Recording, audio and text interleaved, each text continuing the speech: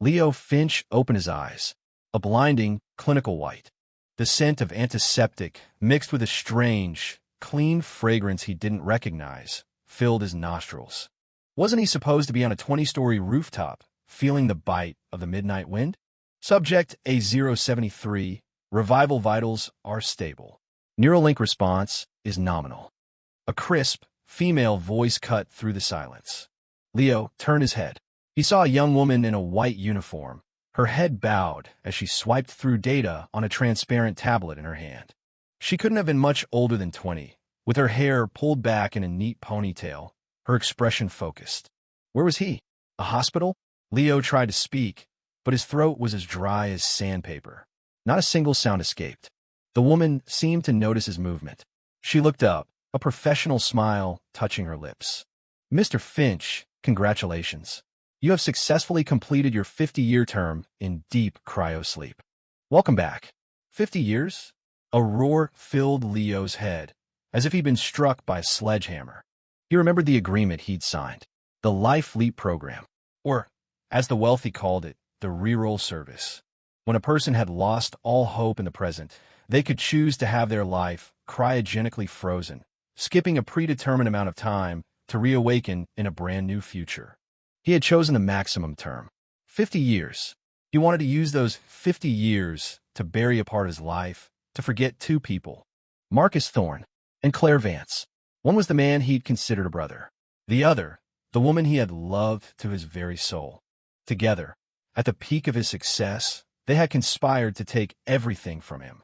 His company, his technology, and his entire future. Mr. Finch, the woman's voice pulled him from the icy grip of his memories. How are you feeling? Any discomfort? Leo shook his head, pushing himself up into a sitting position. His body felt stiff, but it was filled with a strength he hadn't felt in ages. He looked down at his hands. They were still the hands of a 25-year-old man, lean, strong, with well-defined knuckles. But 50 years had passed in the world outside. Water, he finally managed to croak. Of course. The woman immediately handed him a glass of lukewarm water.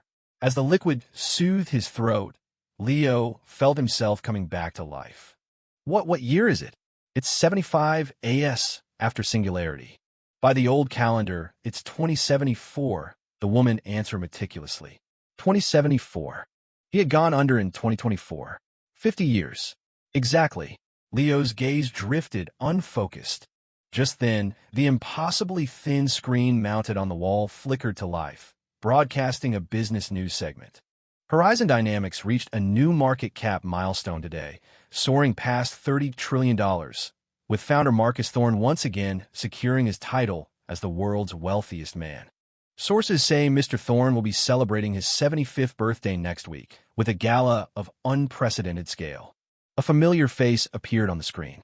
It was a face now deeply lined with wrinkles, the hair a shock of white, but the shrewd ambition in those eyes was something Leo would never forget, not even in death. Marcus Thorne. Leo's breath caught in his throat. His hands clenched the bedsheets beneath him, twisting the fabric. Horizon Dynamics. Horizon. The name felt like a slap in the face. A new day for them, built on the ashes of his world. They were shameless. His heart felt like it was being crushed by an invisible hand, the pain so intense he could barely breathe. 50 years. He had thought 50 years would be enough time to wash everything away. But seeing that name, hearing that voice, the searing hatred of betrayal felt as fresh and agonizing as it had the day it happened. The image on the screen shifted. A regal, impeccably preserved old woman appeared at Marcus's side, taking his arm.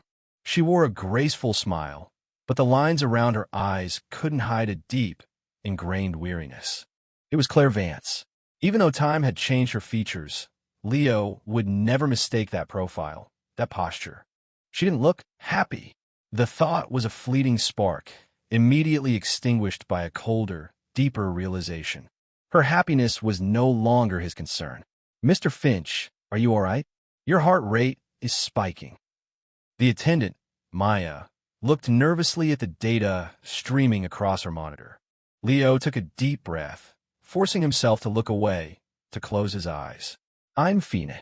The words came out flat, devoid of any emotion. 50 years had passed. His enemies had ascended to the pinnacle of the world, enjoying wealth and glory beyond imagination. And he, the true creator, was like a relic dug up from the earth, with nothing to his name. No, he still had one thing: youth. Marcus Thorne was 75. Claire was likely the same, but he was still 25. Leo opened his eyes again. The confusion and pain were gone, replaced by a profound, bottomless calm. Beneath that calm, a fire raged, hot enough to burn everything to the ground. Maya looked at him and, for some reason, felt a sudden chill.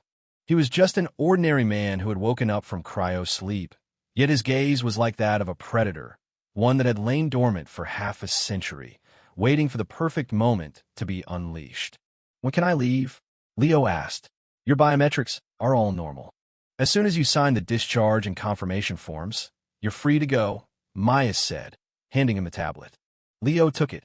Without even reading the text, he signed his name at the bottom.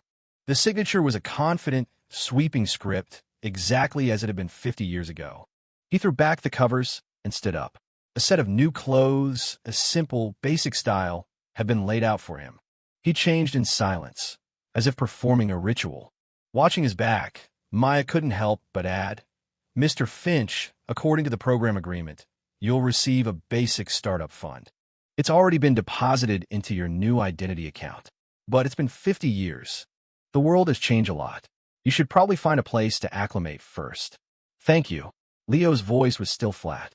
He pushed the door open and walked out. Beyond the door was a long, metallic corridor, pulsing with a futuristic aesthetic. But Leo's gaze seemed to pierce through the 50 years of time, landing back on that rooftop. He could almost hear Marcus's triumphant laughter again. "Don't blame me, Leo. Blame yourself for being so naive. In this world, winner takes all." He could also hear Claire's cold, final words. "I'm sorry, Leo. I can't live a life with no future anymore. Marcus can give me things he can't." "Yes, winner takes all. Well then, the game's back on." Leo reached the end of the corridor. A massive alloy door slid open with a soft hiss. Blinding sunlight and a wave of noise washed over him. Maglev vehicles gliding silently through the air, holographic advertisements towering into the clouds, the various smart devices worn by pedestrians on the street. A dazzling, alien new world unfolded before him. Leo squinted, adjusting to the long-forgotten sun. He lifted his hand, looking at his own young palm. And then he smiled. "Marcus, Claire, I'm back. Chapter 2, Identity Confirmed. Citizen Leo Finch, welcome to the new world.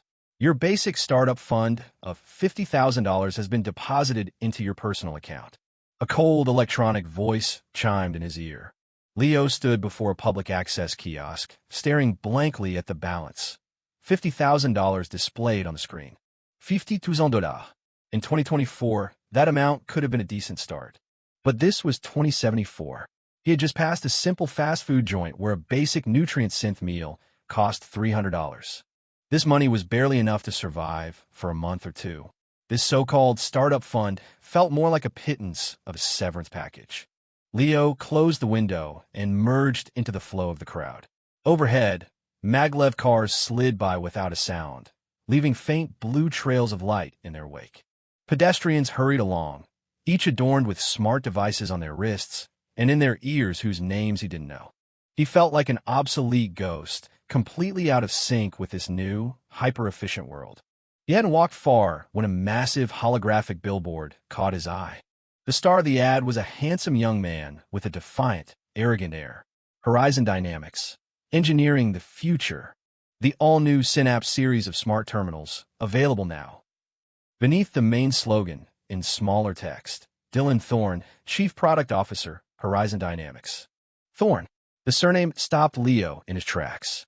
He stared at the young man's face, seeing a faint echo of Marcus in the set of his eyes and brows. He looked to be about the same age Leo was now. Was this his son or his grandson? A cold smirk touched Leo's lips. Even their descendants were enjoying a life that should have been his. He stepped into a roadside information booth and paid $10 for 10 minutes of network access. When he typed Horizon Dynamics into the search bar, a deluge of information flooded the screen.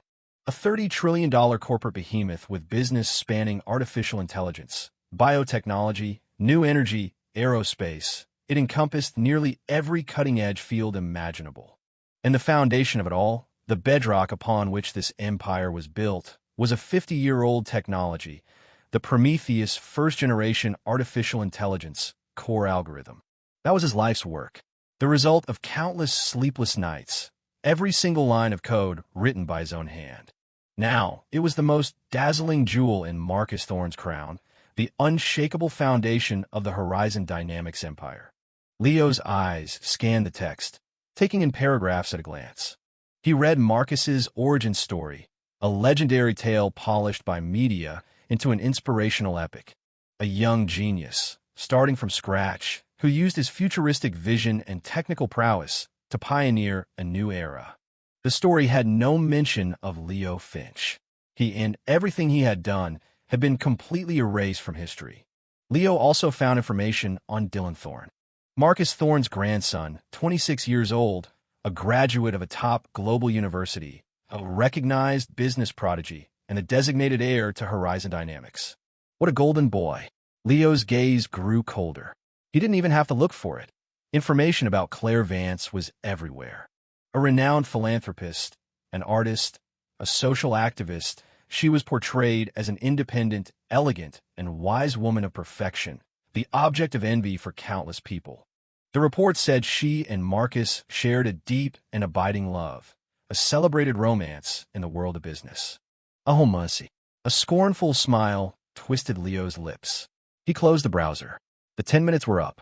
Stepping out of the booth, Leo looked up at the city skyline, a landscape completely dominated by the logo of Horizon Dynamics.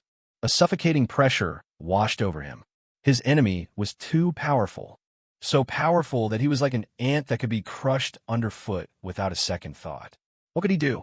Fight a $30 trillion empire with $50,000? It was beyond fantasy.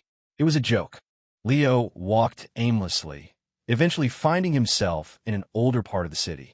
The buildings here weren't as sleek and gleaming as those downtown, retaining a style from decades past that felt vaguely, achingly familiar.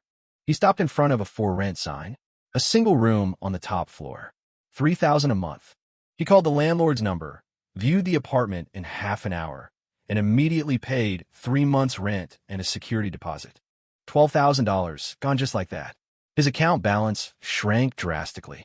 The room was tiny, with just a bed, a desk, and a small, separate bathroom. But for Leo, it was enough. He needed a place, a quiet corner where he could think.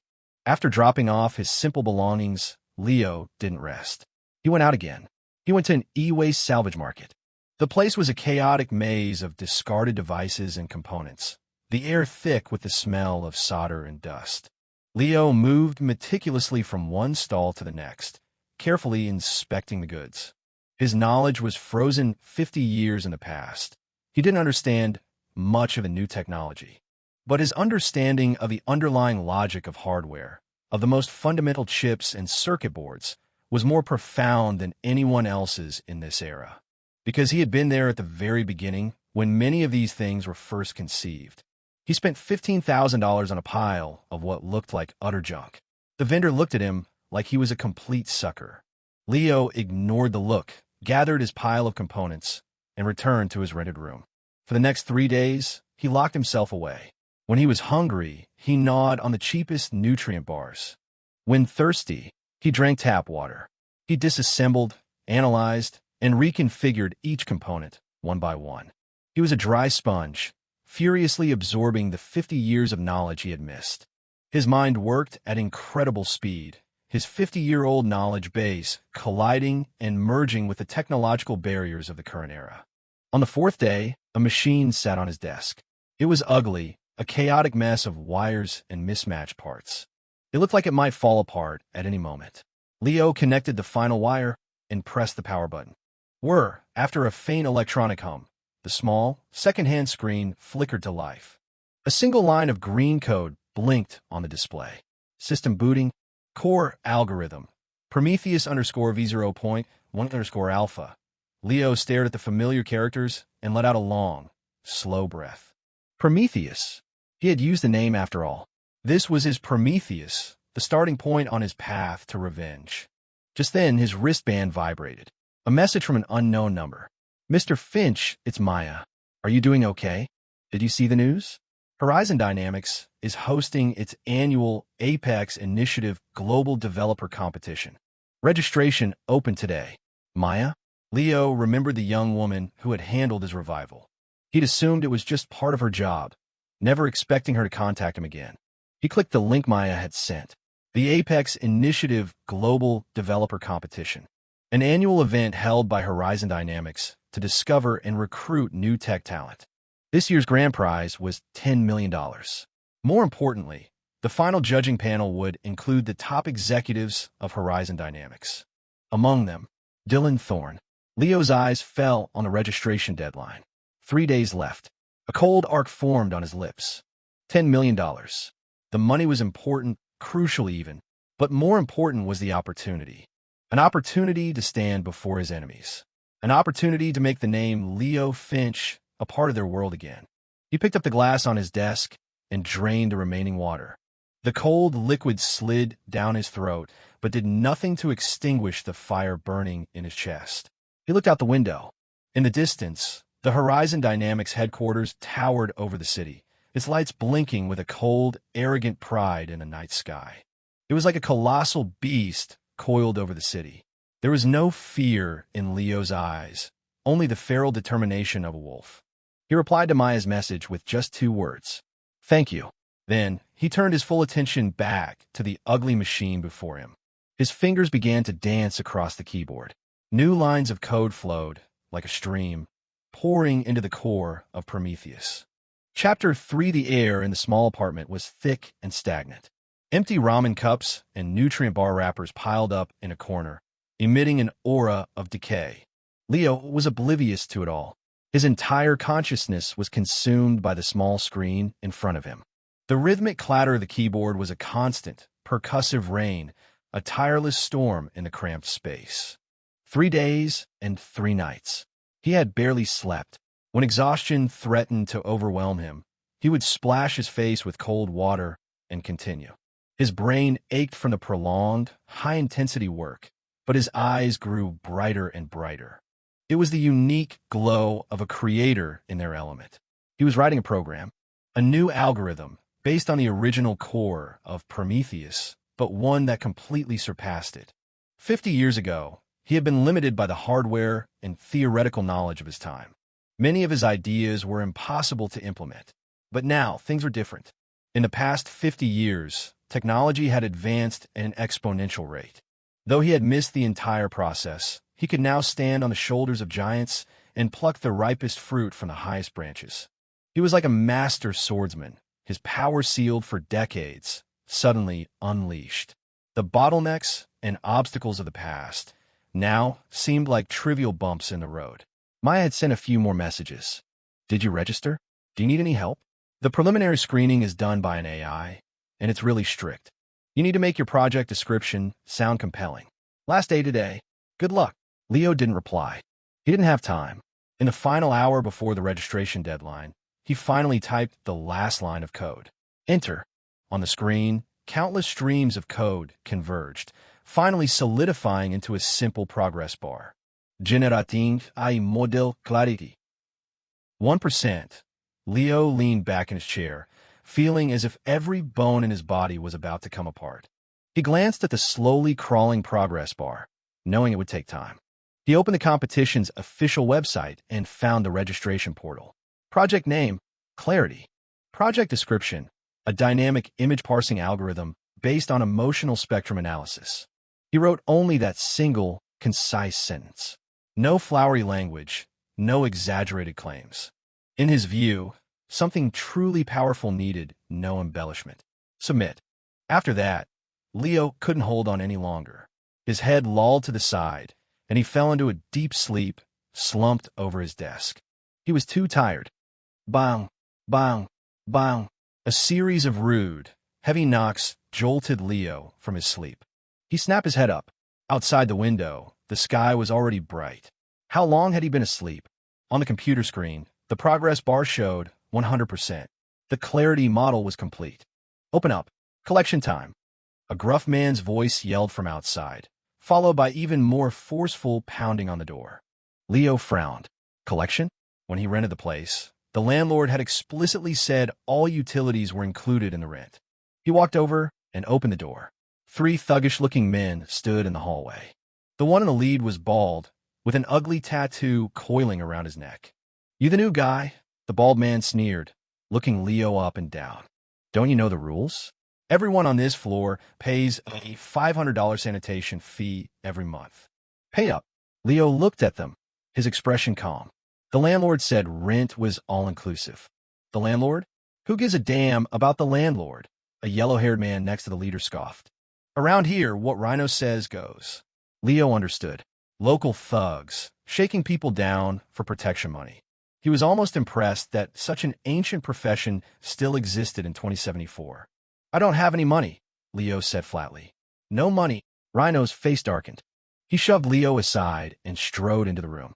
His eyes immediately landed on the ugly computer on the desk. "Well, look at this. A little computer nerd, huh? You slapped this pile of junk together yourself."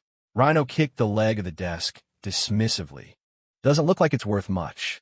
Tell you what, give us this thing, and we'll call it even for this month's fee." Leo's eyes instantly turned to ice. He could be indifferent about money, about anything else, but not this computer.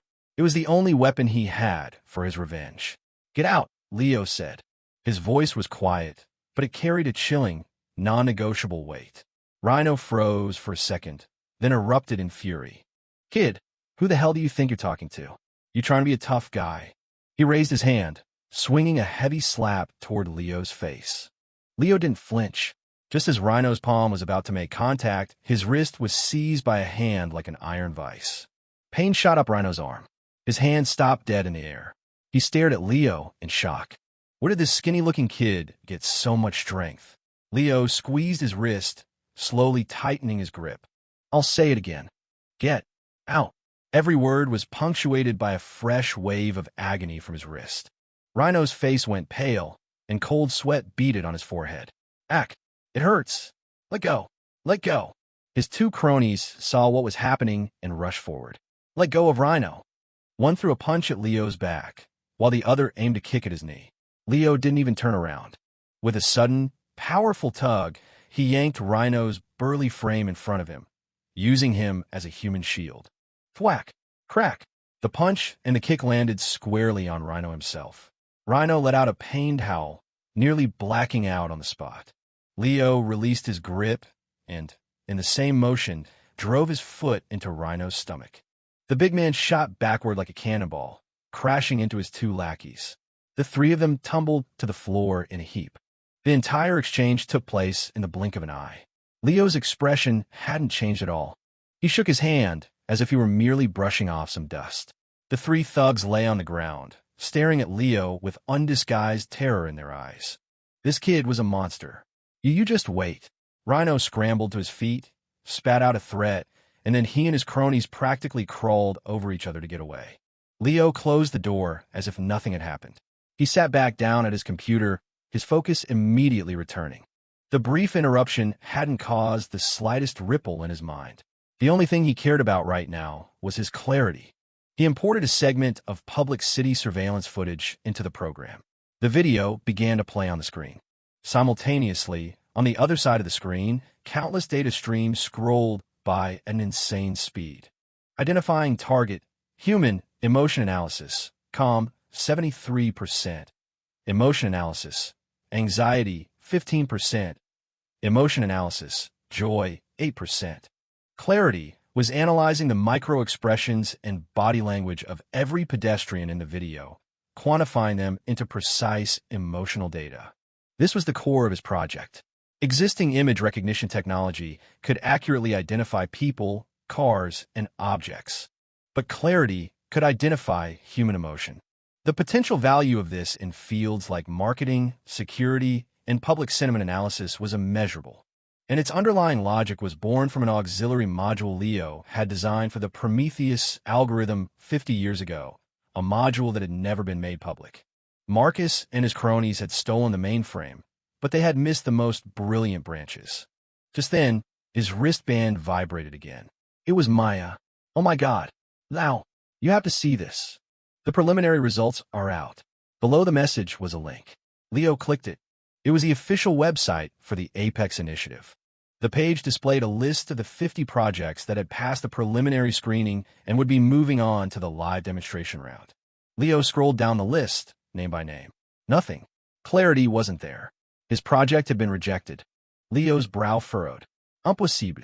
Given the technological superiority of Clarity, it shouldn't just have passed the screening.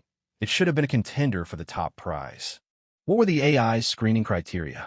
Was his project description too simple? Did the AI flag it as an invalid entry? A heavy sense of disappointment washed over him. Was the first step of his revenge going to end in such a ridiculous failure? Just as his heart sank, a second message from Maya popped up. Don't look at the list of 50. Scroll all the way down. Look at the special selection nominee at the very bottom. Leo paused, then quickly scrolled to the end of the page. Beneath the list of 50 standard entries, there was a separate, distinct section. Special selection, committee's choice nominee. In that section, there was only one name. Hanging there all by itself. Project name, Clarity, participant. Leo Finch, Chapter 4 Committee's Choice. Leo stared at the solitary project name on the screen, a flicker of surprise in his eyes. It meant that while his project hadn't passed the AI's standardized screening, one of the judges had manually pulled it from the massive pile of rejections. Who? Was it a coincidence, or? He didn't have time to ponder it. A video call request from Maya popped up on his wristband. Leo hesitated for a second before accepting.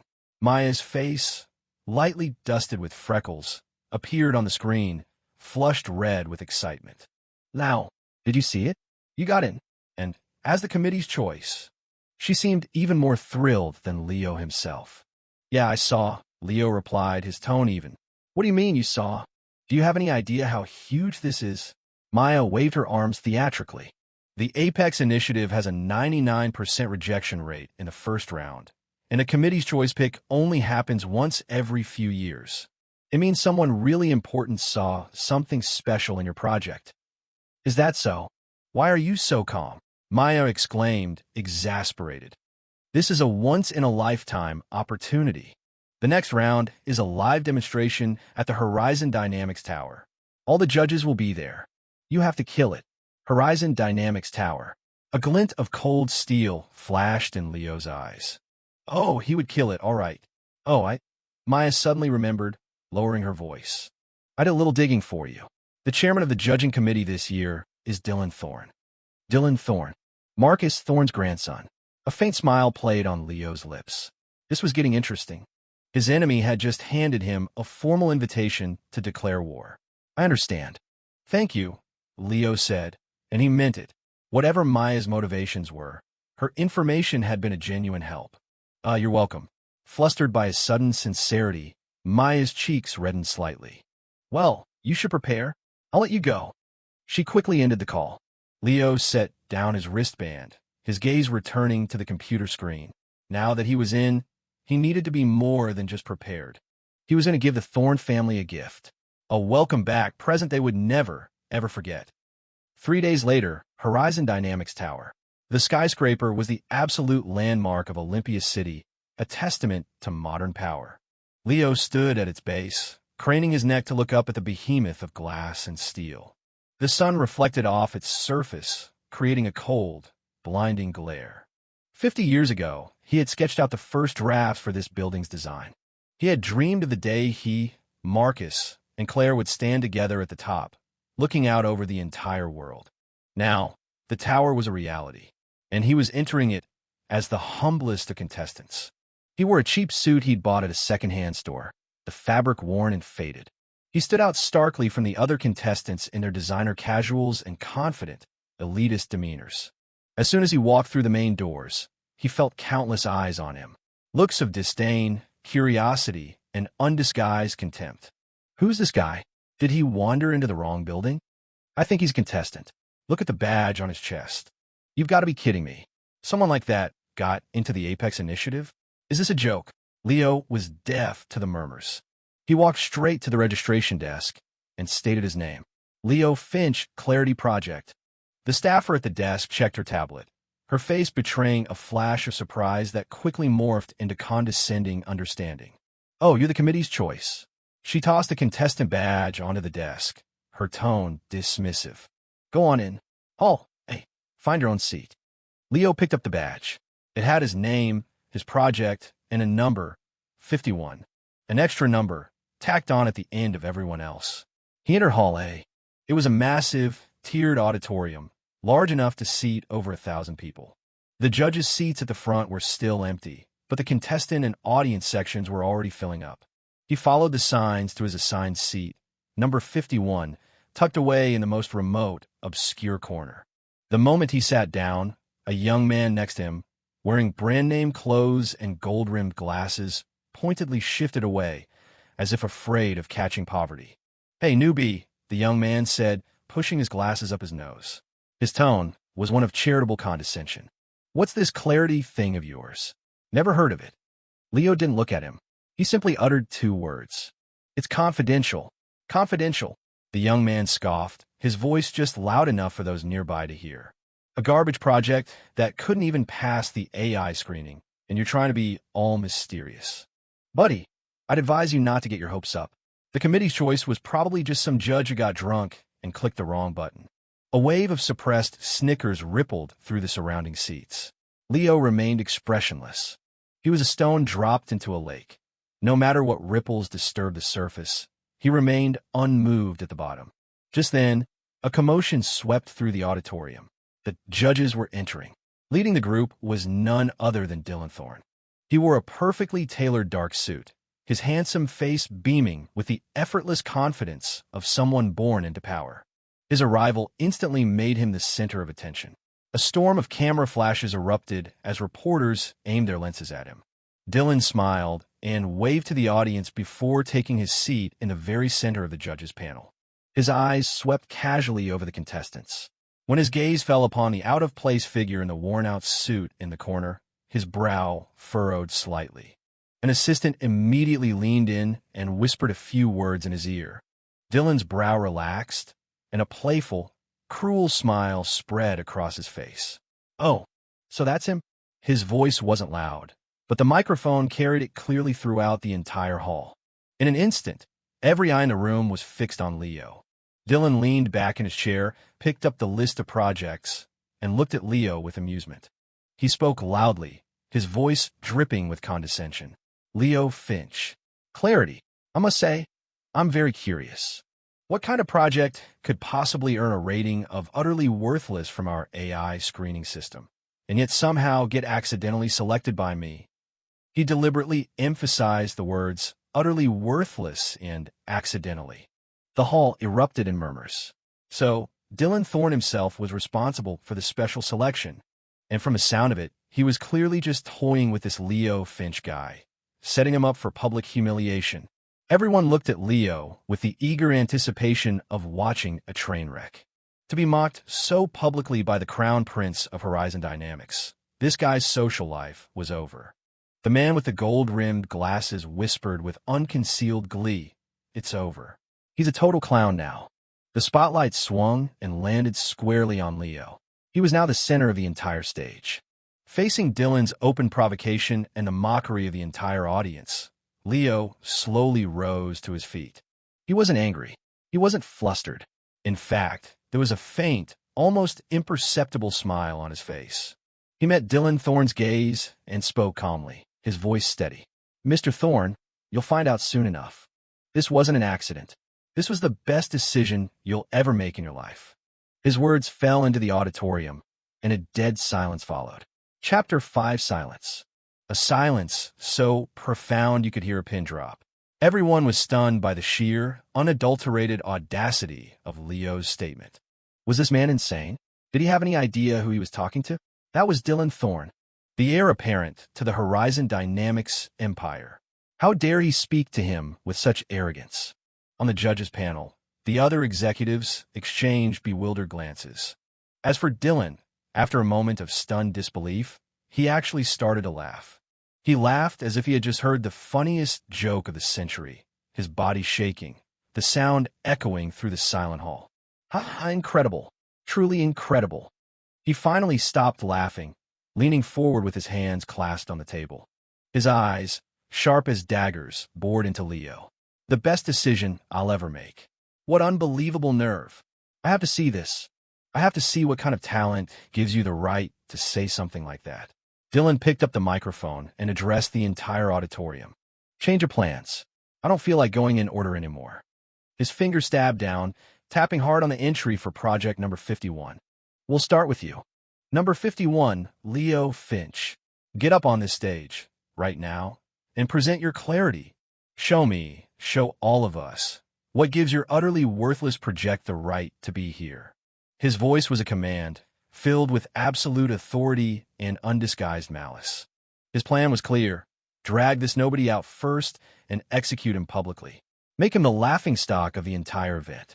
It's over. He completely pissed off the prince. Going first, and with the boss furious at him, he's toast. This is going to be good. Get your camera ready. This will be the biggest drama to come out of the Apex initiative this year. The audience and contestant sections buzzed with chatter. Everyone was settling in for the show. Amidst a sea of pitying, mocking, and gleeful stares, Leo began to walk, his steps steady and measured, toward the center of the stage. He wasn't carrying any equipment. His hands were empty. This only deepened the crowd's confusion. Where's his laptop? Isn't he going to do a slide deck? What's his angle here? Leo stopped in the center of the stage, the spotlight casting a long shadow behind him. He ignored the audience, speaking calmly to the technical crew. Please, patch me into the main display, and I'll need top-level data access privileges. The technician hesitated, instinctively looking toward the judges' panel. Dylan Thorne sneered and waved his hand. Give him whatever he wants. Let's see what kind of magic trick he thinks he can pull off. In moments, the control console in front of Leo lit up. His long, slender fingers danced across the virtual keyboard. The massive screen behind the stage instantly split into two. On the left, a live feed from the auditorium security cameras appeared, clearly showing Dylan Thorne at the judges' table and the faces of every single person in the audience. On the right, the screen was black, save for countless streams of green data cascading down like a waterfall. Members of the committee, ladies and gentlemen.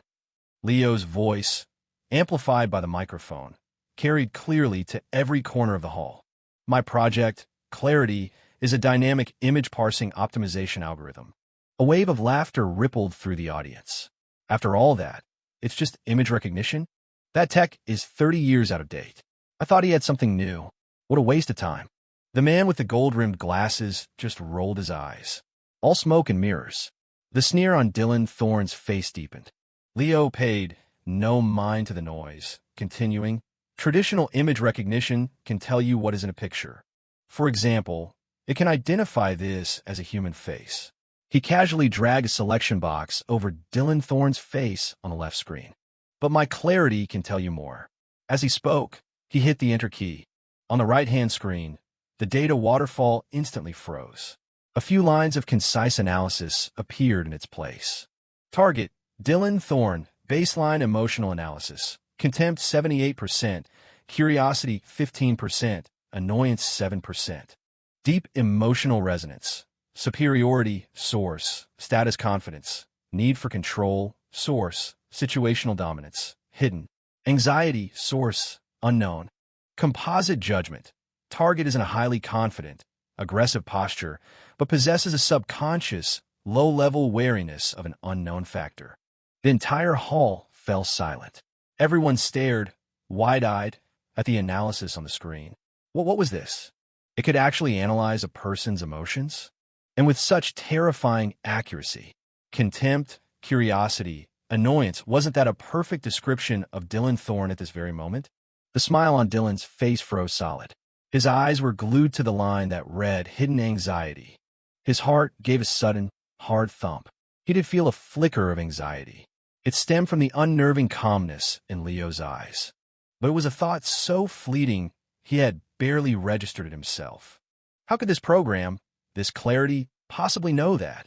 That's impossible, one of the other judges exclaimed. This has to be a pre-written script. It's fake.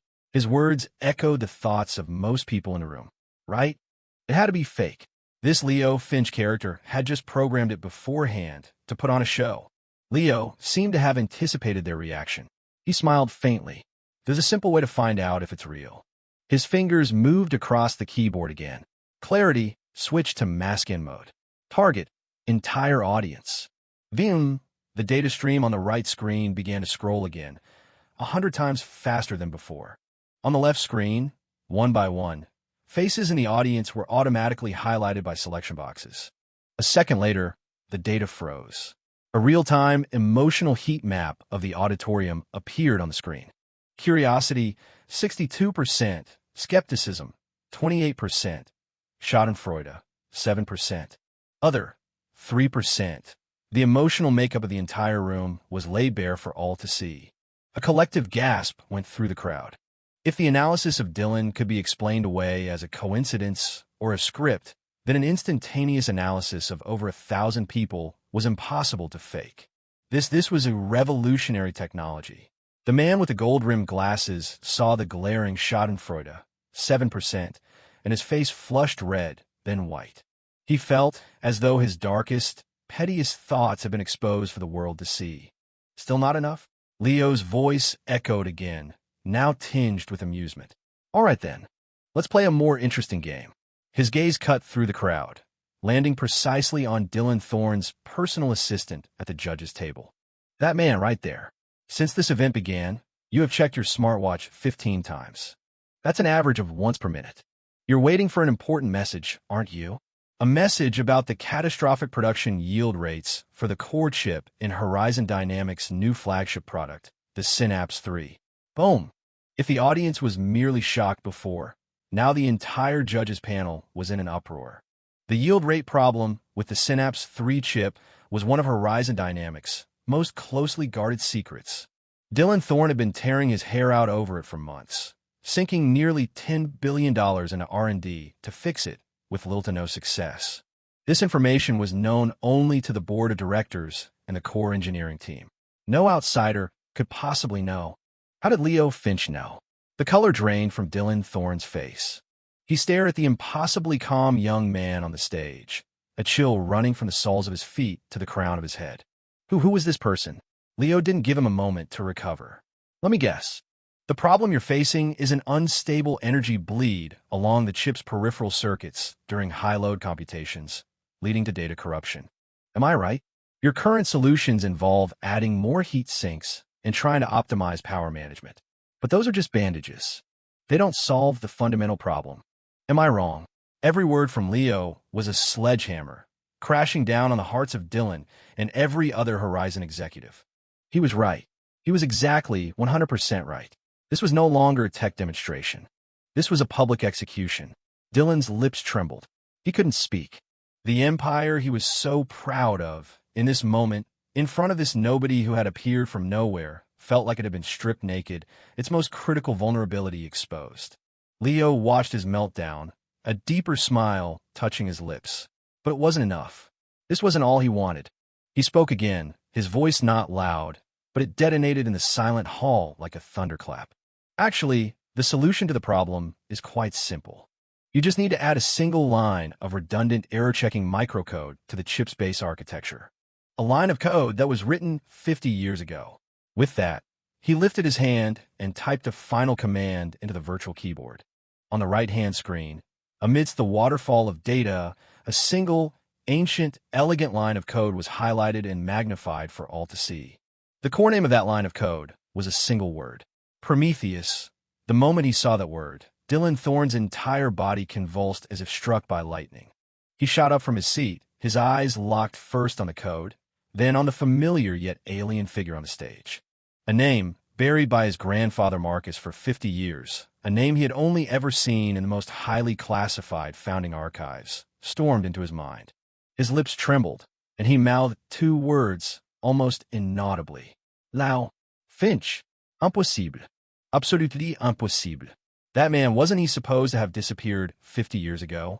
A horrifying thought occurred to Dylan, and his face went whiter than a sheet of paper. He pointed a shaking finger at the man on the stage, his voice shrill with absolute terror. Who are you? Chapter 6, Who Am I? Leo smiled. Looking at Dylan's young face, twisted by fear, he felt a wave of morbid satisfaction. He didn't answer directly. Instead, he posed a question of his own. Who do you think could have written that code? Who else knows the true meaning of the name Prometheus? Dylan stumbled backward, bumping into his chair with a dull thud. Of course, he knew. As Marcus Thorne's chosen heir, he had access to Horizon Dynamics' deepest secrets. He knew that the company's foundational Prometheus algorithm was not the work of his grandfather alone. In those yellowed, top-secret archives, another name appeared again and again. Leo Finch, a co-founder, listed alongside Marcus Thorne and Claire Vance. But that name had been scrubbed clean from every public record. His grandfather had told him that man was a traitor who had tried to steal the company's core technology at a critical moment, failed, and vanished. But now, the man who should have been nothing but dust in the annals of history was standing right in front of him, alive, and he had returned in the most earth-shattering way imaginable. No, impossible. Dylan muttered to himself, his gaze unfocused. You just have the same name. That's it. You're just another guy named Leo Finch. He was like a drowning man, desperately grasping for a piece of driftwood. Am I? The smile on Leo's face widened. Did your grandfather ever tell you that your grandmother, Claire, has a tiny mole on her left collarbone? Did he tell you that his own favorite drink is a Blue Lagoon with exactly 3 ice cubes?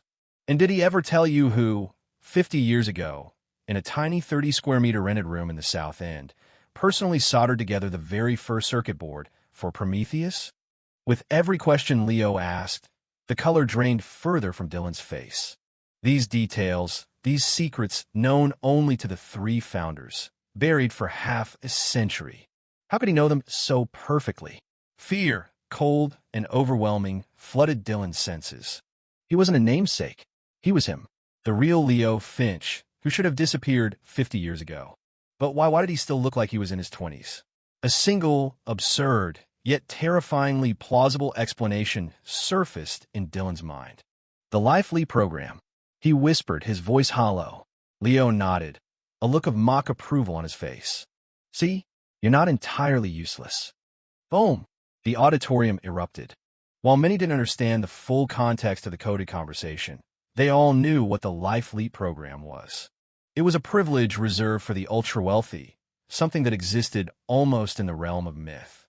To freeze oneself and reawaken in the future. This young man, Leo Finch, was a relic from 50 years in the past, and he was apparently one of the original founders of Horizon Dynamics. The sheer volume of information was too much. People's brains short-circuited. The reporters began snapping photos with a rabid intensity. They knew that tomorrow, no today, the entire world will be shaken by this news. Security? Where is security? Dylan finally snapped out of his stupor, his voice a hysterical shriek. Grab him. Get him out of here. He couldn't let Leo say another word. If he did, the Thorne family, Horizon Dynamics, the entire empire built on a foundation of lies, would come crashing down. Several security guards rushed onto the stage, moving to restrain Leo. But Leo just looked at them calmly and said one thing. Are you sure you want to touch me? The Clarity project I just submitted has already had its patent filed.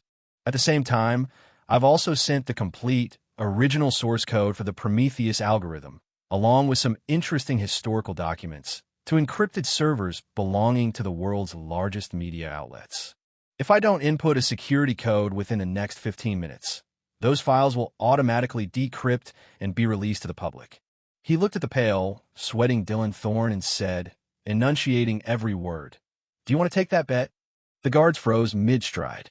They exchanged uncertain glances, not daring to move an inch closer. Dylan felt a bone-deep chill, as if he'd been plunged into an icy abyss. A maniac. This man was a complete and utter maniac. He was willing to burn everything to the ground, tying everyone's fate to his own. He couldn't call the bluff. He couldn't afford to be wrong. If those so-called historical documents were released, the blow to Horizon Dynamics would be catastrophic. What do you want? Dylan's voice trembled. For the first time in his life, he felt helpless, terrified. All his power, all his wealth meant nothing. This relic from the past, who had nothing, had him by the throat with just a few sentences. I don't want much. Leo's gaze traveled past Dylan, toward the auditorium's exit. I've just come to take back what's mine. The competition's grand prize, that $10 million, I'll take that. And I want you, on behalf of Horizon Dynamics, to extend me an official invitation. Hire me as Horizon Dynamics Chief Technical Advisor. Leo's voice was quiet, but it reached every ear in the silent hall. The crowd went wild. This demand went beyond arrogant. This was broad daylight extortion against one of the most powerful corporations on Earth. He didn't just want money. He wanted status. He wanted power. He wanted to be parachuted directly into the heart of Horizon Dynamics' command structure. Dylan was shaking with rage. He pointed a trembling finger at Leo, sputtering, unable to form a coherent sentence. Agree? That was tantamount to letting a wolf into the fold. It was handing a knife directly to his enemy. Refuse? The immediate result would be mutual destruction, public ruin. What could he do? He had never faced such an impossible dilemma. Just then, the internal communicator on Dylan's wrist vibrated violently. It was an encrypted, top-priority call. The caller ID displayed a single word. Grandfather. Dylan fumbled to answer. An old, weak, yet thunderously angry voice exploded from the device. Dylan, what are you doing? Stall him. Do whatever it takes. Just keep him there. I'm on my way. The voice on the other end was Marcus Thorne, the man who had built the Horizon Empire, who stood at the pinnacle of the world. He had clearly been watching the live stream, and his voice was filled with a level of panic and fear that Dylan had never heard before. Dylan ended the call, took a deep breath, and forced himself to calm down. His grandfather was coming personally. Until he arrived, he absolutely could not let the situation spiral out of control. He looked at the composed, unreadable Leo on the stage and squeezed out a few words through gritted teeth. Phoenix, I agree. The prize is yours. The position of Chief Technical Advisor is also yours. Whoosh! The hall erupted in a tidal wave of noise. Dylan Thorne had actually caved. This man Leo Finch had won, in the most unbelievable, most aggressive way imaginable. Alone, he had forced the entire Horizon Dynamics Corporation to its knees. A victorious smile touched Leo's lips. He knew this was just the first step. The real show was just beginning. He looked at Dylan and slowly extended a hand. Well then, it's a pleasure doing business with you, Mr. Thorne. Dylan stared at the outstretched hand, the hatred in his eyes so intense it was almost tangible. He knew that shaking that hand was the same as declaring a war that would have no winners. But he had no choice. As 1,000 pairs of eyes watched, Dylan Thorne raised his own trembling hand, just as their hands were about to meet. Bang! The rear door of the auditorium was thrown open. An old man, flanked by a team of bodyguards in black suits, leaning heavily on a cane, stumbled into the hall. His hair was white, his steps unsteady, but his clouded eyes burned with the sharp, predatory light of a hawk. He stared intently at the figure in the center of the stage, his lips trembling as he let out a guttural, animalistic roar. Now, Finch. The man who had arrived was Marcus Thorne. Chapter 7. Marcus Thorne had arrived. When his aged, hoarse cry echoed through the hall, all the noise and commotion instantly died. The air itself seemed to freeze. Every eye was now fixed on the old man, who, despite leaning on a cane, still radiated an aura of immense power. The wealthiest man in the world, the creator of Horizon Dynamics, a living legend. He had come in person. The reporter's camera flashes became a frantic, blinding strobe, desperate to capture this historic moment. Two titans from different eras, meeting again after 50 years in the most dramatic fashion imaginable.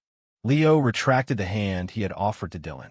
He turned, his face a mask of calm, to look at the old man making his way toward the stage.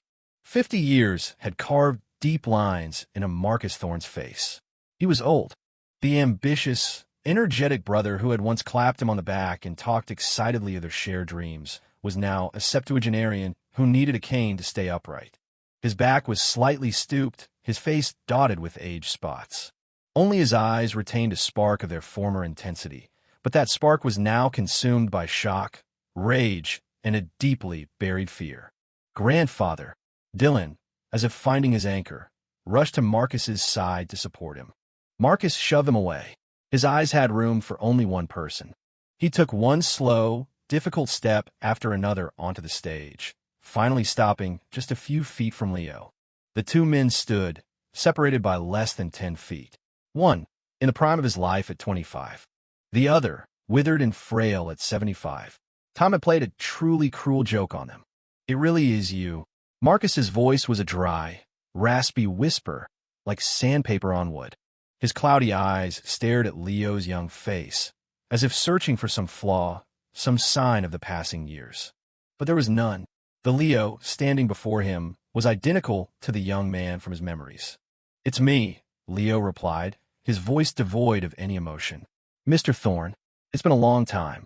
That title, Mr. Thorne, instantly drew a line in the sand between them. They were no longer brothers. They were enemies. Marcus swayed, as if struck by a physical blow. His lips moved, but no words came out. What could he say? Could he demand to know why Leo was still alive? Could he curse him for daring to return? Under the unwavering calm of Leo's gaze, all the anger and accusations he had prepared felt weak and meaningless. What do you want?" Finally, Marcus managed to force the words out through gritted teeth. He no longer cared about pride or dignity. All he wanted to know was what this ghost from his past intended to do. "What do I want?" Leo laughed, a cold, mirthless sound. "I already told your grandson. The prize money. The position of chief technical advisor. I've just come to take back what was always mine." "Yours?" Marcus bristled as if his tail had been stepped on. "Thou, how dare you? 50 years ago, who was it that betrayed us? Who tried to steal the core code for Prometheus?" His skill at shifting blame was as sharp as ever. Leo looked at his old friend's pathetic, blustering display and found it laughable. "Marcus, it's been 50 years. Are cheap tricks like that still all you've got? You know perfectly well who betrayed whom. Or would you like me to tell this global audience the details? About how you knelt and begged me to let you have Claire? About how you got me drunk and copied every file from my computer?" The blood rushed to Marcus's face, turning it a deep, mottled purple. He never imagined Leo would be so shameless, so willing to air their dirtiest laundry in public. "You're slandering me," he sputtered, pointing his cane at Leo with a trembling hand.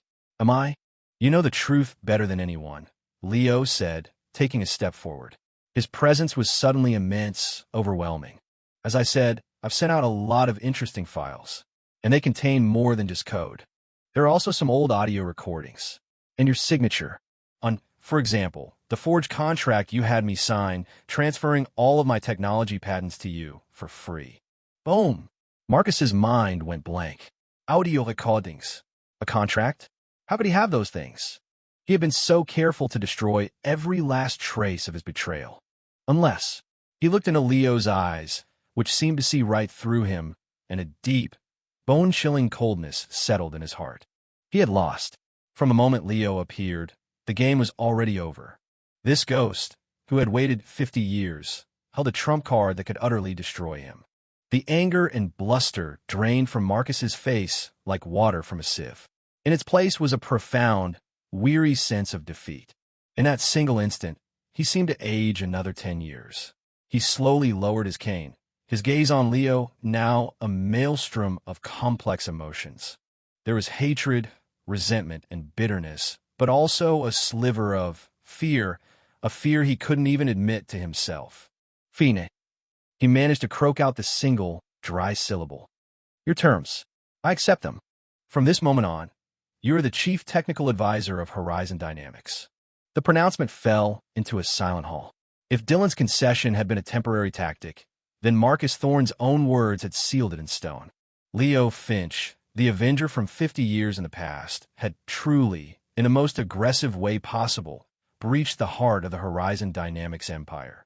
"Grandfather," Dylan cried out from the side. "You can't. This is letting a wolf into the sheep pen." "Quiet." Marcus turned and glared at his grandson with a severity he had never shown before. Dylan immediately fell silent. Marcus turned back to Leo, his voice heavy with exhaustion. "The money, the position, you can have it all. But I have a condition of my own." "Oh." Leo raised an eyebrow. "The past, it ends here," Marcus said, his voice low and serious. We don't speak of it again, and you will not harm Claire. When he spoke her name, his voice held an unmistakable note of pleading. Leo just looked at him. This man who had ruled the world for half a century, who had crushed him under his heel and stolen his life's work. Now, he was begging, not for himself, but for the other person who had betrayed him. The irony was staggering. Harm her, Leo laughed, a sound filled with endless sorrow and contempt. Marcus, you give her far too much credit. The moment I chose to go into cryo-sleep, Claire Vance died to me. And how, exactly, am I supposed to harm a dead person? His words were an invisible dagger, plunging deep into Marcus Thorne's heart. Marcus's body trembled violently, his face turning a deathly pale. And at that exact moment, a weak, trembling female voice called out from the entrance of the hall. Lao! Lao! The crowd turned as one. There, supported by two bodyguards, stood an old woman. Dressed in expensive, fashionable clothes, she could not hide the deep weariness that clung to her. Tears streamed down her face as she stared at the man on the stage. She had come. Claire Vance. She had come after all. Chapter 8. Claire Vance's arrival was like a ladle of cold water thrown into a vat of boiling oil. The atmosphere in the auditorium, already tense, became instantly strange and suffocating. She looked even older and more fragile in person than she did on the news. Her designer clothes and brilliant jewels did nothing to conceal the empty, sorrowful look in her eyes. Her gaze was locked on Leo, her tear-filled eyes wide with a mixture of emotions. There was shock, regret, pain, and a sliver of disbelieving, ecstatic joy. All these feelings warred with each other on her deeply lined face. Leo, it's really you, you're alive. She broke free from her bodyguards and stumbled toward the stage like a lost child who had finally found her way home. Marcus's face fell. He instinctively reached out to stop her. Claire, don't. But Claire couldn't hear him. In her world, there was only one person. The man who, after 50 years, was still as young as the day she'd last seen him. Leo watched her approach, his face an emotionless mask. His heart was as still and cold as a frozen lake. No ripes, no disturbance, just as he had said. To him, this woman was already dead. Lao. Claire finally reached the stage, reaching out desperately to grab his hand. Leo simply took a single, small step backward. It was just one step, but it created a chasm between them, a gulf impossible to cross. Claire's hand froze in midair. Her tears, held back for so long, finally broke free, streaming down her cheeks. Lao, I am sorry. I'm so sorry. She was sobbing, unable to say anything but those 3 words over and over again. For 50 years, not a day has gone by that I haven't thought of you. I regret it. I truly regret everything. Marcus, he lied to me. He wasn't the man I thought he was. We were never happy. Not really. Her words became a jumbled, incoherent confession, like a child pouring out her grievances to the only person she could trust. Down below, Marcus Thorne heard her words. His face turned ashen, and he swayed on his feet. The 2 things he valued most in his life, his career and his love, had both been shattered on the same day by the same man. As for Dylan, he just stared blankly at this family drama unfolding before him, a soap opera of epic proportions. His grandmother, in front of the entire world, was weeping and crying that she regretted marrying his grandfather. It was the most profound humiliation the Thorne family had ever endured. Leo listened quietly. He listened to Claire's sobs, to her confessions of regret. His expression never changed. Only when she was so out of breath from crying that she could barely speak did he finally open his mouth. His voice was ice, without a trace of warmth. Are you finished? Claire's sobs stopped abruptly. She looked up at him, her tear-filled eyes wide with disbelief.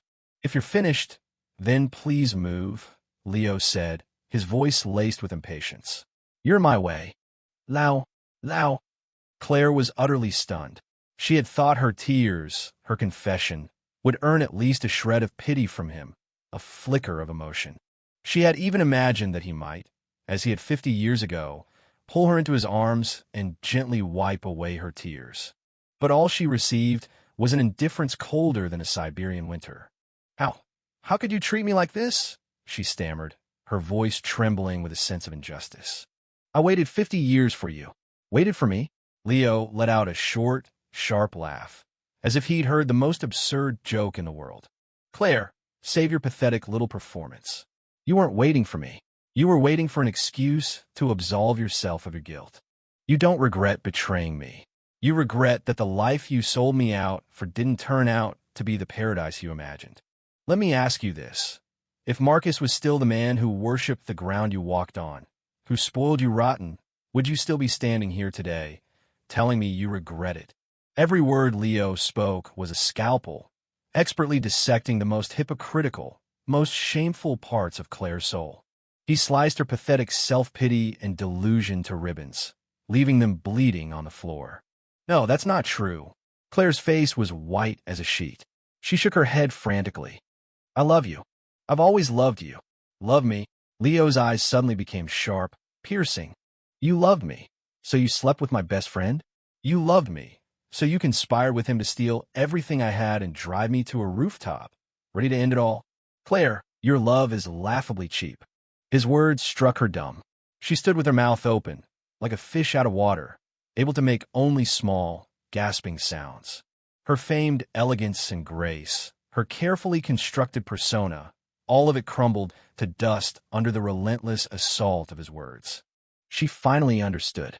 The Leo standing before her was not the same foolish boy from 50 years ago, the one whose heart would melt at the sight of a single one of her tears.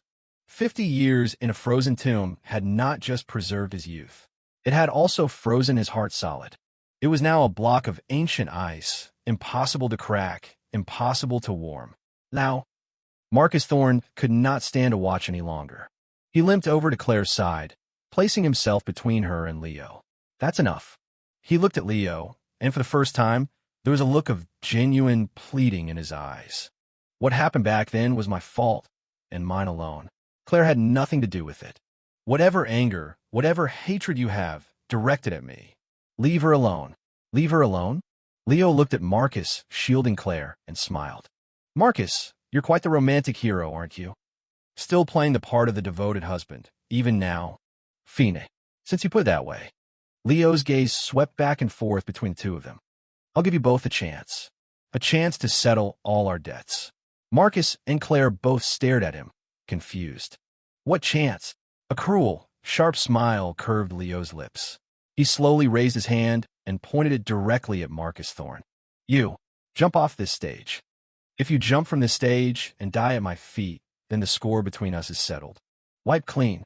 I'll not only delete all the backup files, but I'll also resign from Horizon Dynamics and disappear from your world completely. So what do you say, Mr. Thorne? Is it a good deal? Leo's voice was like the whisper of a demon from the deepest pits of hell, echoing clearly in the ears of every single person in the room. The entire world seemed to fall silent. Chapter 9, he was insane. This man, Leo Finch, was completely and utterly insane. He was demanding that Marcus Thorne, the wealthiest man on the planet, commit suicide on a live, global broadcast. The request was so monstrous, so deranged, that it defied comprehension. The audience was frozen in a state of collective shock, no one daring to even breathe. The harsh stage lights bleached all the color from Marcus Thorne's face. He stared, his clouded eyes wide with disbelief, at the man who had just sentenced him to death. He had expected Leo to want revenge, to humiliate him, to take his money and his power. But he had never, in his wildest nightmares, imagined that what Leo wanted was his life. Now, you've gone too far. Claire was the first to react, her voice a piercing shriek. She spread her arms, shielding Marcus with her own body like a mother hen protecting her chick, as if she feared Leo would physically attack them. The irony of the gesture was sickening. Leo looked at her, his eyes filled not with anger, but with a cold, detached pity. Too far. When the two of you drove me to that rooftop, did you think you'd gone too far? I'm merely returning the favor. An eye for an eye. It's perfectly fair. His tone was as casual as if he were commenting on the weather. But every word was a poison-tipped icicle, stabbing deep into the hearts of Marcus and Claire. You're telling me to kill myself. Marcus's voice trembled with a mixture of fear and outrage. Yes, Leo admitted readily, even offering a slight smile. I am. I'm giving you two choices. One, you jump. It's a clean end. You save your reputation. You save your family. You save this crumbling empire of yours. Two, you don't. Leo paused, the smile on his face growing wider, more cruel. Then I release everything. I'll let the entire world see what kind of man their revered visionary really is. I'll let Horizon Dynamics stock price turn to dust overnight. I will ruin you, Marcus Thorne. Your name will be a curse for generations. And then, as your new chief technical advisor, I will slowly, piece by piece, dismantle everything you've built. I will let you live to see your empire collapse, to watch your grandson fall from grace and be reviled by the very public that once adored him. So, the choice is yours, Mr. Thorne. A dignified death or a life of utter humiliation. A demon. He was a true demon. Marcus looked at Leo's young, handsome face and felt a chill seep into his very bones. He could not reconcile the kind, naive, almost soft-hearted young man from his memory with a monster standing before him. What had 50 years of ice done to him? Marcus's mind was a battlefield. He didn't want to die. He had more wealth than kings. He had not lived enough. What if he didn't? The future Leo painted was 1,000 times more terrifying than death itself. His name ruined, his empire in ashes, his family shamed. It was a punishment worse than any physical torture. What choice did he have? Did he have a choice at all? No, don't. Claire saw the hesitation in Marcus's eyes. She grabbed his arm, her voice a desperate, pleading sob. Marcus, you can't jump. You can't die. In that moment, she seemed to have forgotten her earlier accusations. Human emotion was a complex, laughable thing. Grandfather. Dylan rushed forward, his face pale as a ghost. As much as he hated Leo, he could not bear the thought of his grandfather actually dying. Now, you lunatic. This is murder. This is a crime. He roared. A crime. Leo glanced at him dismissively. I merely proposed a deal. I'm not the one doing anything. The choice belongs to your legend. He was like a god on high, looking down dispassionately on the tragedy he had set in motion. Marcus gently pushed Claire and Dylan away. Slowly, deliberately, he walked to the very edge of the stage.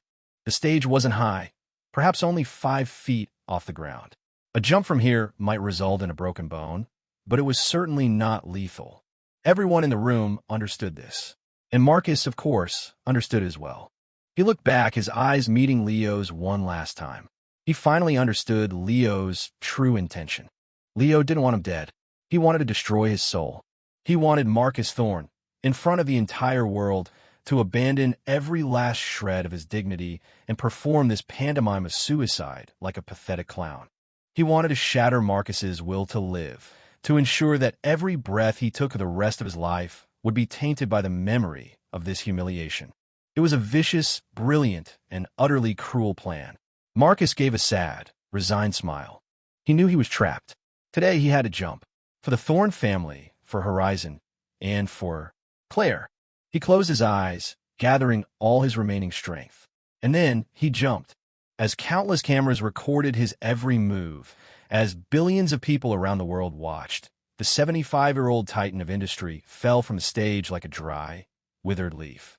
Thud! A heavy, dull sound of impact. It was followed by the heart-wrenching screams of Claire and Dylan. Marcus! Grandfather! The hall fell into a stunned, absolute silence. Everyone was paralyzed, their minds unable to process the surreal scene that had just unfolded. Leo stood at the edge of the stage, looking down with cold indifference at Marcus, who was now lying on the floor, clutching his leg and groaning in pain. There wasn't a flicker of emotion in his eyes. Deal's done, he said, his voice flat. Then, under the horrified stares of everyone present, he turned and walked toward the backstage exit. He had won, in the most absolute, most brutal way possible. Just as he was about to disappear into the darkness, his wristband began to vibrate violently. It was an unknown, encrypted communication request. Leo frowned and answered it. A calm, magnetic, middle-aged man's voice, a voice he had never heard before, came from the device. It was a voice laced with both amusement and unshakable tone of command. Mr. Finch. Hello. My name is Silas Croft. That was quite a performance. But now, the game is over. You have 10 minutes to meet me on the rooftop helipad. If you don't, both you and that little nurse you've managed to turn will disappear from this world. Permanently. Silas Croft? Leo's pupils contracted sharply. He had never heard the name, but the man's tone carried an authority that dwarfed even Marcus Thorne's. And he knew about Maya. Just then, Maya's panicked voice came through as background noise on the call. "Lau, help me." Her voice was abruptly cut off, as if a hand had been clamped over her mouth. The color drained from Leo's face. An aura of killing intent, 100 times colder and more intense than anything he had directed at Marcus Thorne, erupted from him. Chapter 10, The Rooftop Helipad. A massive, white H gleamed under the cold night sky. The wind howled across the roof, whipping at the hem of Leo's cheap suit. A private aircraft, all black and shaped like something from a sci-fi film, hovered silently in the air, its engines emitting only a faint, low thrum. The craft's hatch was open. A middle-aged man in a black trench coat stood in the opening, looking down at him. The man appeared to be in his early 50s, with a refined, scholarly face and gold-rimmed glasses. But his eyes were as sharp as a hawk's, seeming to pierce right through to the soul. Behind him, 2 bodyguards in black suits held Maya Chun, one on each side. Maya's mouth was taped shut, her face a mask of terror, tears streaming from her eyes. She struggled futilely against their grip. When she saw Leo, her eyes screamed for help. "Silas Croft." Leo looked up, meeting the man's appraising gaze without flinching. "Let her go," he said, his voice cold. "She has nothing to do with this." Croft smiled, a predatory, condescending expression. "Mr. Finch, I don't believe you're in any position to be making demands." He clapped his hands together softly, as if applauding a fine work of art. "Honestly, I am impressed. A ghost, asleep for 50 years, wakes up and manages to wrap that old fox Marcus Thorne around his little finger. Your methods, your intellect, they far exceed my expectations." Unfortunately, Croft's tone shifted, taking on a note of regret. "You should never, ever have targeted Horizon Dynamics." Leo's brow furrowed. "Who are you?" This man, Silas Croft, exuded a power and mystery that made Marcus Thorne look like a common street thug. He seemed to know everything about Horizon Dynamics, yet operated completely outside of it. "Who I am is not important," Croft said dismissively. "What's important is that Horizon Dynamics cannot be allowed to fall. At least, not before it has fulfilled its historical purpose." "Historical purpose?" Leo seized on the phrase. "What purpose?" "That is beyond your clearance level." Croft's eyes turned to ice. "Leo, your little revenge fantasy ends now. You will not touch Marcus Thorne or Claire Vance, and you will not interfere with Horizon Dynamics. However, because you are a rare talent, I am prepared to offer you a way out." He snapped his fingers. One of his bodyguards tossed a black briefcase down to the helipad. It landed at Leo's feet. The case sprang open, revealing stacks of high-denomination, untraceable currency. "There's $50 million in there," Croft said, his voice dripping with the casual arrogance of a man bestowing charity. "Take the money. Leave Olympia City. Go somewhere no one knows you and live out your second life in peace. Forget your revenge. Forget the past. It's your only option." Leo looked down at the case of money, then at the terrified, captive Maya, and finally, back up at Silas Croft's smug face. And he started to laugh. The sound was sharp and clear on the windswept helipad. "And if I say no?" Croft's eyes narrowed, a dangerous glint flashing within them. "Leo, do not test my patience. I can make you disappear from this world without a trace. Believe me, I have more effective methods than Marcus Thorne." "I believe you," Leo nodded, the smile never leaving his face. "I believe you have the power. But you've made one critical mistake. You think all of this, everything I've done today, was just about money? Or about getting even with 2 pathetic old people?" Croft was taken aback. Then what was it for? Leo's gaze swept over the sprawling city below, a sea of lights under the thumb of Horizon Dynamics. His voice dropped, becoming deeper, more resonant. 50 years ago, when I created Prometheus, my goal was to usher in a new era, an era of true intelligence, of true freedom. But Marcus Thorne, he twisted it. He turned it into a machine for generating wealth, a cage for controlling thought. He didn't just steal my technology. He stole a future that could have been better. You're right. My revenge game is over. A fire, hotter and more intense than ever before, blazed in Leo's eyes. It was the light of a near-maniacal idealism, because from this moment on, the game is no longer about revenge. It's about revolution. I'm not just going to tear down Horizon Dynamics. I'm going to tear down the entire corrupt world it represents, a world ruled by capital and lies. Silas Croft stared at the wild-eyed Leo, his initial shock giving way to loud, unrestrained laughter. Ha ha! Revolution? You? By yourself? Lao, Lao, Lao. You're the same as you were 50 years ago. A hopeless, idealistic fool. Who do you think you are? The Messiah? Don't be so naive. You can't change anything in this world. Can I? A mysterious, knowing smile touched Leo's lips. He slowly raised his wristband. Its screen was displaying a countdown. 3 seconds, 2 seconds. Why do you think I wasted so much time talking to you? 1 second, goodbye, Mr. Croft. Midnight, the moment the countdown hit 0, the entire city seemed to freeze. A second later, every illuminated screen, from the colossal billboards on skyscrapers to the small digital signs in shop windows to the smartwatches on every person's wrist, went dark. Then, just as suddenly, they all lit up again in perfect unison. But they no longer displayed colorful advertisements or sensational news headlines. Instead, they all showed a single, ancient, elegant line of code. The same line of code that had appeared on the stage of the Apex Initiative. Prometheus, and then Leo's voice, broadcast from every speaker in every corner of the city, rang out calm and clear. Good evening, citizens of Olympia. My name is Leo Finch. I'm the true creator of Prometheus. As of this moment, I am reclaiming administrative control of this city. A new technological revolution begins now. On the helipad, the smile on Silas Croft's face was frozen solid.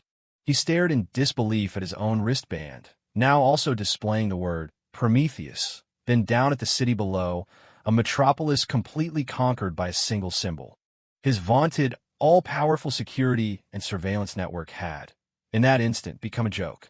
Leo, using a backdoor he had hidden decades ago, had quietly and completely seized control of the entire city. What have you done? For the first time, a note of panic entered Croft's voice. Nothing much. Leo lowered his arm, his expression serene. I just took back what was always mine. Now, Mr. Croft. Leo's gaze shifted to the black aircraft hovering behind him. It's my turn to give you 2 choices. 1, you release her, and you and your men get the hell out of my city. 2, a murderous glint appeared in Leo's eyes. I send you and that piece of junk you're standing and crashing down to the pavement. The wind howled. Silas Croft stared at Leo, the muscles in his face twitching with rage and shock. His bodyguards instinctively tightened their grips on their weapons. The air was electric with tension. Suddenly, a blindingly bright spotlight stabbed through the darkness from the horizon. It was followed by the thunderous roar of rotor blades slicing through the air. 1, 2, 3. A squadron of more than a dozen heavily armed aircraft, bearing the insignia of the Olympia City Guard, was converging on their position from all sides. The dark muzzles of their cannons were all aimed directly at Leo Finch.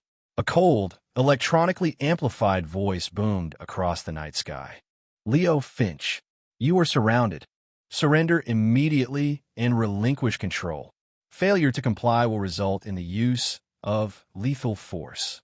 Croft saw the sudden arrival of the city guard. After a moment of shock, a savage, triumphant grin spread across his face. Ha ha! Lao, do you see that? You think you've won? Faced with absolute power, your clever little tricks are pathetic. Your revolution is over before it even began. Leo looked at the armed aircraft encircling him, but there was no trace of fear on his face. He simply tilted his head up slightly, looking at Silas Croft's black aircraft. Then, he spoke a soft command to his wristband. Clarity, lock target. Execute. Purge protocol. The moment he finished speaking, the black aircraft under Croft's feet seemed to be seized by an invisible hand. All of its lights died. The engines let out a piercing, high-pitched whine, and then began to spew thick, black smoke. "Sir, we've lost control. We're going down." The pilot's terrified scream came from inside the craft. The color drained from Croft's face. Without a second's hesitation, he shoved Maya aside and tried to leap back onto the helipad. But it was too late. The aircraft, now just a dead piece of metal, lost all power and began to plummet toward the deep, dark canyon of skyscrapers below. "No!" Silas Croft's desperate scream was torn to shreds by the wind. Maya collapsed onto the helipad, watching in shock and terror. And Leo just watched coldly as the falling fireball disappeared into the darkness. He turned to face the dozen heavily armed aircraft, to face the countless cannons aimed directly at him. He slowly raised his hands, but on his face was the smile of a victor. And